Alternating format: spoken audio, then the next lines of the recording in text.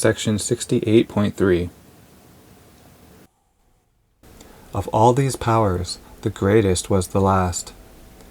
Arriving late from a far plane of thought into a packed irrational world of chance, where all was grossly felt and blindly done, yet the haphazard seemed the inevitable, came reason, the squat godhead artisan, to her narrow house upon a ridge in time.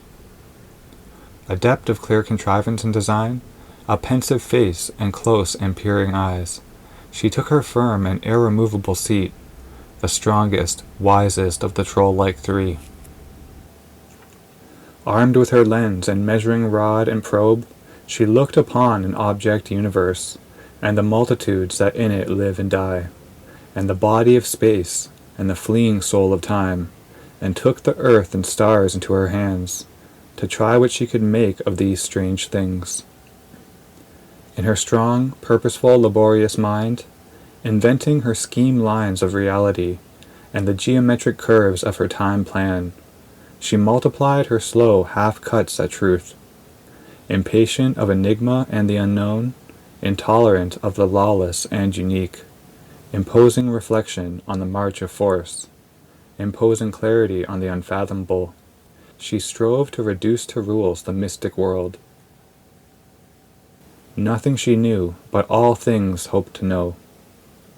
In dark, inconscient realms once void of thought, missioned by a supreme intelligence, to throw its ray upon the obscure vast, an imperfect light leading an erring mass. By the power of sense and the idea and word, she ferrets out nature's process, substance, cause. All life to harmonize by thought's control, she with the huge imbroglio struggles still, ignorant of all but her own seeking mind. To save the world from ignorance she came. A sovereign worker through the centuries, observing and remolding all that is. Confident, she took up her stupendous charge. There the low-bent and mighty figure sits, bowed under the arc lamps of her factory home, amid the clatter and ringing of her tools. A rigorous stare in her creative eyes, coercing the plastic stuff of cosmic mind, she sets the hard inventions of her brain in a pattern of eternal fixity, indifferent to the cosmic dumb demand, unconscious of two close realities, of the unspoken thought, the voiceless heart. She leans to forge her credos and iron codes, and metal structures to imprison life, and mechanic models of all things that are.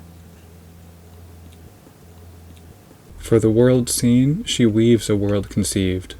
She spins in stiff but unsubstantial lines, her gossamer word webs of abstract thought, her segment systems of the infinite, her theodicies and cosmogonic charts, and myths by which she explains the inexplicable.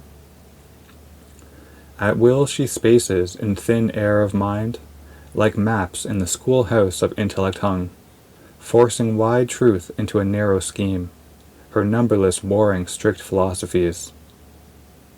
Out of nature's body of phenomenon, she carves with thought's keen edge in rigid lines, like rails for the world magician's power to run, her sciences, precise and absolute.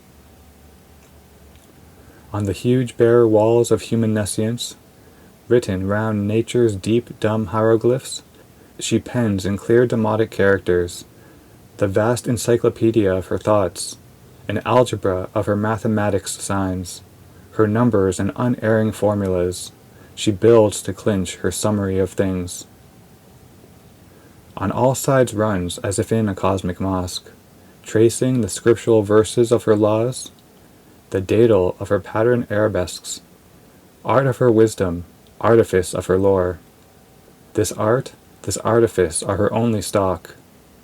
In her high works of pure intelligence, in her withdrawal from the senses trap, there comes no breaking of the walls of mind, there leaps no rending flash of absolute power, there dawns no light of heavenly certitude.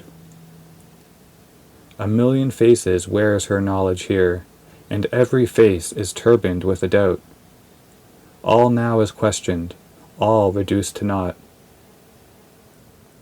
Once monumental in their massive craft, her old great mythic writings disappear, and into their place start strict ephemeral signs. This constant change spells progress to her eyes. Her thought is an endless march without a goal. There is no summit on which she can stand, and see in a single glance the infinite's whole.